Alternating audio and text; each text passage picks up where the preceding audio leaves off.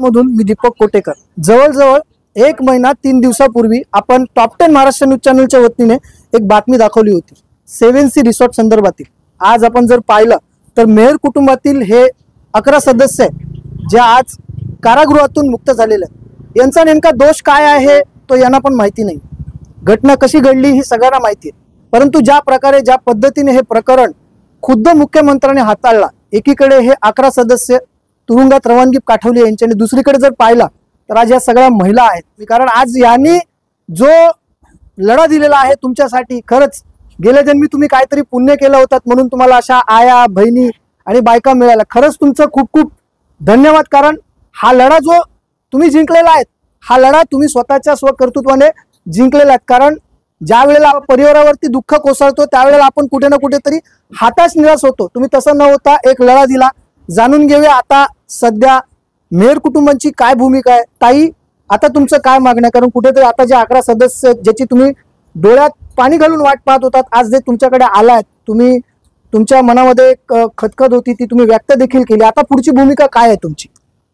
आता पुढची भूमिका काही नाही, फक्त एवढंच की आता जे रिसॉर्ट आहेत ते फक्त आता पुन्हा आम्हाला उभं करायचं आहे। तर त्यासाठी फक्त सरकारने चौकशी करून काय झाले काय नाही फक्त याची चौकशी करावी आणि आम्हाला भरपाई द्यावी। आणि खरंच मनापासून आभार मानते त्या वकिलांचे, आमच्याकरता उभे राहिले ते, आणि आमच्या गावातल्या लोकांचे ज्यांनी आम्हाला मदत केली। कुठनं लोकांना मी कोणालाच ओळखत नाही, पण त्यांनी पण आमची खूप मदत केली, त्यांच्या मनापासून आभार। तुम्ही रडत होतात, तुम्हाला असं वाटत होतं की आपले हे घरचे जे लोक आहेत, जे आपले नातेवाईक आहेत, ते लवकर आपल्याला पाहायला मिळणार नाही। पण म्हणतात ना की सत्य परेशान होऊ शकतंय, पराजित नाही। कुठेतरी आज सत्याचा विजय झालेला आहे। सरकारकडनं आता पुढचं काय मागणं आहे तुमचं? आम्हाला एवढंच सांगायचं आहे, आता आमच्याकडे काय पर्याय नाही मिळत। आता तुम्ही सरकार साहेब आहेत, देऊ पण तुम्हीच, आमचे माणसं पण आमचेच, तुम्ही आता आम्हाला पुरेकार करतील तेच आमच्याकडे आहेत, नाही ते आमच्याकडे काहीच नाही मिळत। खायला सुद्धा काही मिळत नाही मुलांना द्यायला।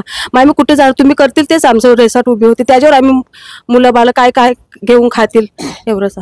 आपण एकंदरीत जर पाहिलं तर हेच ते घर आहे 7 सी रिसॉर्ट। म्हणजे मला वाटतं की या समुद्र किनाऱ्यावरील नंबर 1 हे रिसॉर्ट होता। आज त्या रिसॉर्टचे मालक कोणत्या घरात राहतात ते बघा। कुठेतरी जी घटना घडली त्या घटनेचा आपण निषेध केला देखील, दुःख देखील व्यक्त केला, पण ज्या प्रकारे ज्या पद्धतीने 7 सी रिसॉर्टवरती तोडक कारवाई झाली, त्या तोडक कारवाईमुळे कुठे ना कुठेतरी आज मेहर कुटुंब उद्ध्वस्त झालेलं आहे। मी आमदार बच्चू कडू यांचे आभार मानतो टॉप 10 महाराष्ट्र न्यूज चॅनलच्या वतीने की त्यांनी मुख्यमंत्री एकनाथ शिंदे यांना खरी बाजू सांगितली आणि कुठेतरी मुख्यमंत्री एकनाथ शिंदे यांनी ती बाजू ऐकून घेऊन कुठे ना कुठेतरी एक सत्याच्या बाजूने त्यांनी एक झुकाव दिला। आणि आज कुठे ना कुठेतरी हे जे 11 सदस्य आहेत ते आपल्या सोबत, आता आपले जे सदस्य आहेत ते आपल्या घरी आलेले आहेत, वनवासातून ते आलेले आहेत। असं असताना आता कुठेतरी रिसॉर्ट उभं राहिलं पाहिजे, म्हणून काय तुम्ही संदेश द्या? संदेश एवढाच काय, सर्वच लोकांची सहानुभूती निर्माण झालेली आहे की त्यांना कुठलाही अपराध न करता त्यांच्यावर जो आघात झालाय त्या आघातानुसार सर्वांनी जागृत राहावं।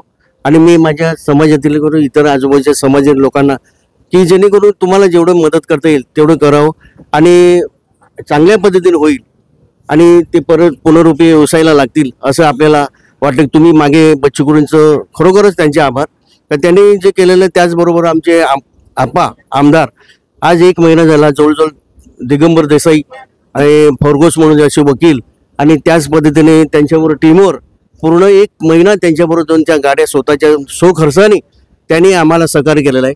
त्यांचेही आभार आणि बच्चू साहेबांचा पण आभार, मिनिल कानोलकर, इतर पक्षातील लोक, आमच्या राजूताने समाजातले यांचे आभार। खरोखर अशी आजूबाजूच्या लोकांनी भरपूर सहकार्य केल्याबद्दल त्यांचे आभार आम्ही मानतोय। आणि अशा पद्धतीने आम्हाला सहकार्य करत राहा, आम्ही तुम्हाला कधीच आयुष्यात विसरणार नाही। पण समाजामध्ये खरोखर अशी घटना ही प्रथमच झालेली आहे की असं कोणावर तेव्हा असे प्रसंग कोणावर येऊ नये असे मी सर्वांना एक परमेश्वराला प्रार्थना करतो आणि आमच्या या शेवंशी मालकांना चांगली सकार दे, धीर दे आणि त्यांची भरभराट कशी होईल असे मी परमेश्वराला प्रार्थना करतो. आपण एकंदरीत जर पाहिलं तर आता 7C रिसॉर्टचे जे 11 सदस्य आहेत ते त्यांच्या घरी परतलेले आहेत. वसई विरारच्या तमाम जनतेला मी निवेदन करतो की आपण एक मदतीचा हात पुढे करा आणि कुठे ना कुठेतरी 7C रिसॉर्ट पुन्हा कसा उभा राहील यासाठी आपण सर्व वसई विरारकरांनी एकत्रित येऊया. या सर्व विषयी आपलं मत काय आहे कमेंटच्या माध्यमातून आपली प्रतिक्रिया आम्हाला नक्कीच कळवा. Top 10 Maharashtra news, Vasai Virar.